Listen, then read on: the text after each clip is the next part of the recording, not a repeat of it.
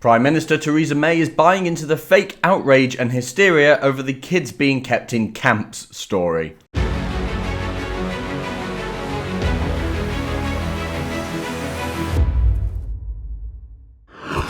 People all over the world are being fooled by this blatant lie about children being kept in concentration camps and separated unjustly from their family. There's multiple lies to this story, which we'll talk about in a little while, but the fact that Theresa May's got in on the hysteria says a lot. Sky News reports, Theresa May has criticised Donald Trump's immigration policy, saying she finds pictures of child migrants being kept in cages in the US, quote, deeply disturbing.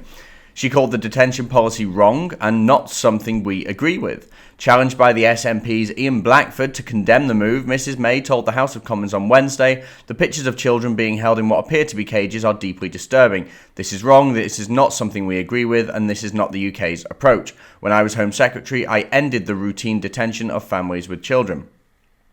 But then she went on to talk about the Trump visit next month, and she said, it's important that when we see the President of the US here in the UK, we're able to have those discussions. That means when we disagree with what they're doing, we say so.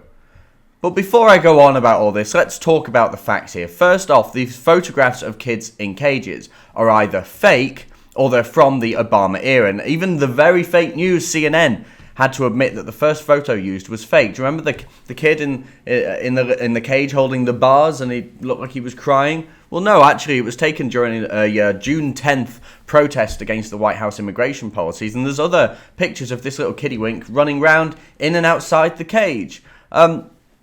Blatant propaganda, blatant lie, and something that people just lap up and just accept as true. I noticed that Gavin McInnes actually shared a tweet with those pictures, and Twitter made it sensitive, so you had to click a button to actually see it. So, you know, the whole social media industry is in on this as well. They don't really care about fake news and propaganda as long as it's coming from the left. I mean, I'm not in favour of fake news and propaganda from the right either, but, you know, you see a clear bias here. But secondly, the other photos that are doing the rounds actually show kids in cages. They're from 2014, and these photographs show kids in cages. We're not talking little cages here that you might keep a dog in or something. We're talking about large areas of space that are basically large prison cells, because the people that came from Mexico to the US illegally are, you guessed it, criminals. They're being kept in these large spaces. There's beds on the floor. They've got blankets. I don't know, seemed fine to me.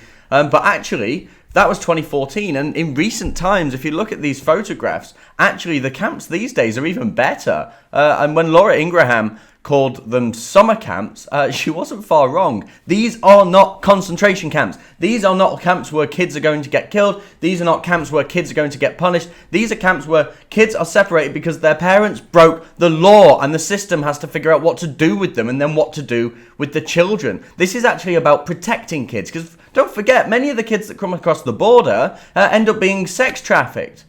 It's incredible that we even have to talk about this, that we even have to defend the fact that these kids are being separated for their own good. And by the way, Trump, not only under Trump's administration do these camps actually look a million times better than they did in 2014, but Trump has now also signed a new executive order to keep these families together. So, I mean, Trump's got a heart over this stuff. Trump's not as mean as people say he is, and Trump's more of a Democrat than people think he is. Trump's just signed this executive order to keep these families together. Again, it's more than what I would do, but we know that this appeasement won't work. But logic, reason, facts, none of this means anything to the far left, and evidently it doesn't mean much to the Prime Minister either.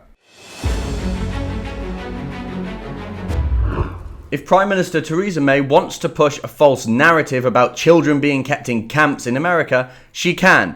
But her public attacks against Trump for his pro-America policies are already damaging our special relationship, and I think everybody would agree that in a post-Brexit Britain, we rely on these relationships more than ever. If our Prime Minister goes down a route of calling out the President of the United States, saying he's running child concentration camps, then to be honest, I wouldn't blame Trump for just cancelling his visit to the UK altogether.